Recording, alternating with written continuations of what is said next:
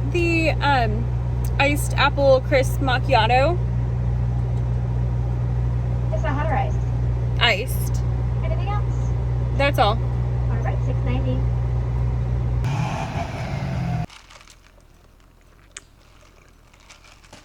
You know, I really wanted to not like this, but it's weirdly good. So you might be thinking, Becca, why are we going to Starbucks? You might also be thinking, why are you sitting outside? To which the answer is neither. The first question is, why Starbucks?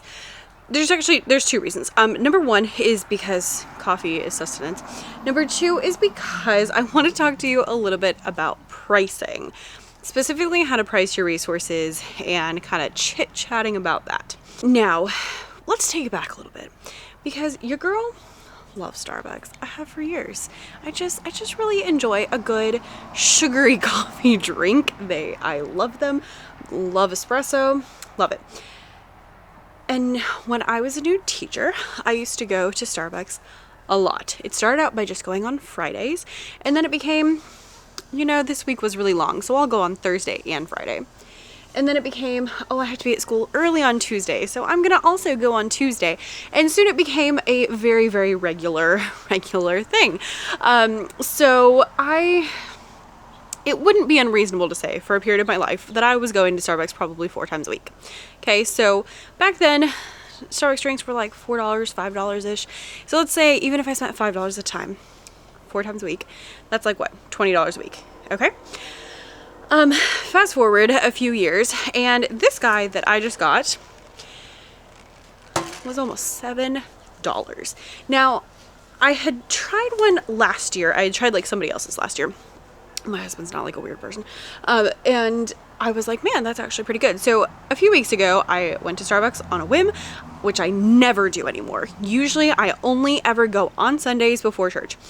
But I was like, you know, it was like, it was like a random day off, and I was like, I'm feeling it, you know, let's just have something a little fun. And so I was like, oh, well, I'll get that apple thing I had that one time, right?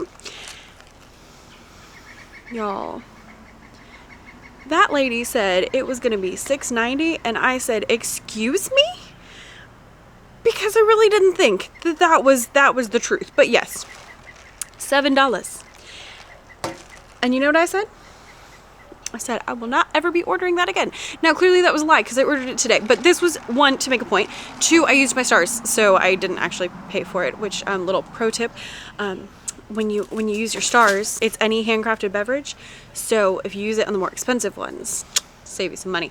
But anyway, $7 is way more than I am willing to pay for coffee. So the reason I'm telling you this is because I used to go to Starbucks 4 times a week. Spend like $20 there. Nowadays, I go to Starbucks once a week. And I don't get the $7 drink normally. This was a fluke. I usually get one that's like $5 or $6. So even if I'm spending $6, I'm spending $6 a week instead of spending $20 a week. Why? Because Starbucks has priced me out, and I am no longer willing to pay that much money. Now, it's not everyone who's unwilling to pay that much money. Plenty of people are. Actually, I have some stats for you here for how much money Starbucks has brought in. I'm not sure if this is profit or if this is like total sales, because I just got it off of a website real quick, but here is the numbers that I found. 2021, Starbucks brought in $29.061 billion. 2022, Starbucks brought in $32.25 billion. And 2023, $35.976 billion. So, you know, my personal Starbucks, not really boycott, but backing off of Starbucks is clearly not hurting them, because, you know, I wasn't spending that much money to where it's like gonna put a dent in Starbucks. But what is going to happen is the more people like me say, ooh, I'm not paying $7.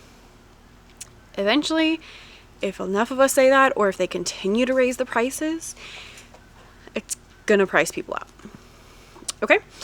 So that's where I currently stand with Starbucks. And now you're probably like, what does this have to do with anything, Becca? Like, really, I need somewhere to put this because it's getting really heavy here in my hand. And you know, of course I didn't bring out a tripod because I wasn't actually planning to film this whole video out here. I'm wondering if I can put you on a plant stand. It seems like a terrible idea. Can I put you on the coffee? Maybe if I scrunch. It's fine, right? It's weird. It's really weird. Sorry. I am not a professional.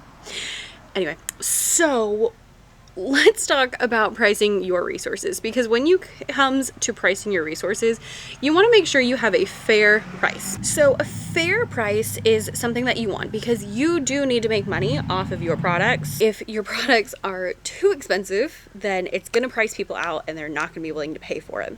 On the other hand, if your products are not expensive enough, then what's going to happen is you are not going to make the money that you need to make in order to put the effort into this business that you really ought to. Because this is a business. Yes, we help people, but it's a business, and you need to make money to recoup that time investment that you have already put into said business. And so if you're not making that money, then there's not really a point, honestly. Like, yeah, it's helpful, but it's not. The other thing is, if you're priced too low, then it means that other people then have to undervalue their work. I've actually had this happen where I had a price that I wanted to pay for something, that I wanted to price something at, and a really prominent person in my niche had a similar product for significantly cheaper, and I had to price my product way lower than it should have been because it was going to be such a huge price difference that it was a little bit obnoxious. So let's talk about how you come up with a fair price, because there are some things you can do to help, but there's not like a magic, you know, like wave a wand, here's what it is. Now, before we get into like the steps to take, I want to mention a very popular way to price in the past has been by how many pages you have and setting like, oh, well, you know, every page is worth this amount. But I don't know about you, not every product that I make has pages that are worth the same amount. There are some times that I make something where one page is really valuable, and there are other times where one page is, I mean, not valuable, but just not as intricate or as deep, or, you know, there's like not every page is made the same, and therefore that's not a great way to price. Do keep in mind page number, but it's not the end all be all. Instead, we're going to go through three things. One is going to be your starting point. So your starting point is going to go in kind of two camps. First off, if you have something that you have, like, you know, done a lot of, then you're probably going to have a base price for that product. So for example, I know that my Google Slides typically start at $4. And to me, $4 is a pretty decent amount. I know that that's where I start, and then I know that I change from there. Now, if you have never had any products that you've posted, or if you have a new product line and you don't even know where to start, then you're going to start in the research phase. So for this, you want to go through and you want to type in similar things to what your product is and see what those prices are. Now, don't just take those prices and use them. Definitely don't take those prices and undercut them. But what I want you to do is look at those and say, okay, this product is, you know, is priced at $5. And I look at it and it has this many pages and it has this many like different things going on. And then look at another one and see like what that price is and what it offers. Now that you have your base price, whether that's from research or whether that's from like just knowing your audience and what you normally do, then you're going to go step number 2. Pause for a fetch moment. Step number 2 is that you're going to determine the current product and decide where that lands on your base price. So for me, I said I typically start my Google Slides at $4. If I have a product that has been just way more work, like I'm thinking of one in particular is a virtual field trip. It has multiple play along videos that I had to make. It's like ready to go. You don't have to prep anything. It has all these different activities. That was worth a lot more than $4. And so I priced it a lot more than $4. But you might have something that's like a little bit more work than you normally do. that would be more. Or a little bit less work than you normally would do, and that can be a little bit less. You kind of want to think about two things. Number one is how much work you're putting into it, and number two is how much work you're saving the teachers, and that actually means way more than how much work you are putting into it. So if it is something where, you know, the teachers don't have to prep because you already made a lesson plan, that's gonna be worth more to them. So those are things you can think about. Looks like the neighbor has a roofer here, so we're gonna move this party inside. I better enjoy this since it's the last one I'm ever gonna have. $7.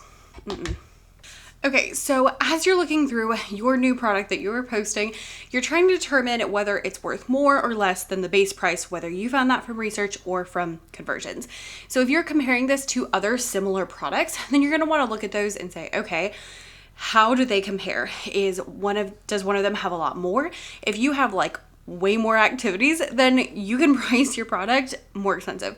But if you have less activities or less depth than the other one, then you're gonna wanna make it less because that's just fair market pricing. So that's gonna be step number one, is get that base price, whether from research or just from, you know, doing it for a long time. Number two is determining if your product that is new is worth more or less than that base price. And then we're gonna move on to number three, which is keeping an eye on it, which is something that honestly I wasn't very good at until like probably this year. And trying to see if that price is fair. So how we're gonna keep an eye on it is to check back on said product every few months or every year or so to see how it is converting. So conversion rates, converting means how many people land on your product page and then actually purchase that product. That percentage that you get is the percentage of people who are buying your product after they land there. You can find this on TPT from your dashboard, and you can also find it from my product statistics. Personally, I like the dashboard because then I can change the dates. And so especially if I have a product that's maybe like a seasonal product, I can look at it just during that season and see how it converts during that season, because how it converts the rest of the year doesn't really help me very much. And then based on this, you can decide if you need your product to be more expensive or less expensive, how it's converting, all those kind of things. So the conversion rates you kind of want to look for, if you have a product that is around $3, then a conversion rate of around 9% is pretty good. If you have a $15 resource, you're looking at about a 6%. And if you have a $100 resource, then about 2%. This is not like a hard and fast rule. It's just kind of a general idea of what you might want to look for when you're looking at those conversion rates. So if you have a product that's $15 and it has like a 20% conversion rate, you're gonna wanna raise the price, because what that means is that the market would be happy to pay more money for that. But if you have a $15 resource and it has a 1% conversion rate, that means that either something is wrong with the listing page, which is where I would actually start, or on the other hand, then you might need to change the price. To be honest, price is usually the last thing that I adjust when I'm looking at raising conversion rates, but it can be helpful in seeing if you could potentially ask for more money than what you are currently asking. Now, one note about conversion rates as you're looking through these is that you have to have enough views for this to be relevant. If you've had 2 people look at a product and one of them's bought, you're gonna have a 50% conversion rate. But that's not really good data because only 2 people bought it. What you want to have is at least 300 views so that you can see that people have actually been looking at it and it's actually decent data. If you change the price, also keep track of that so that you can go back and see how that price adjustment went, whether it helped, whether it didn't help, and make sure that you look after another 300 views to make sure that you had plenty of things.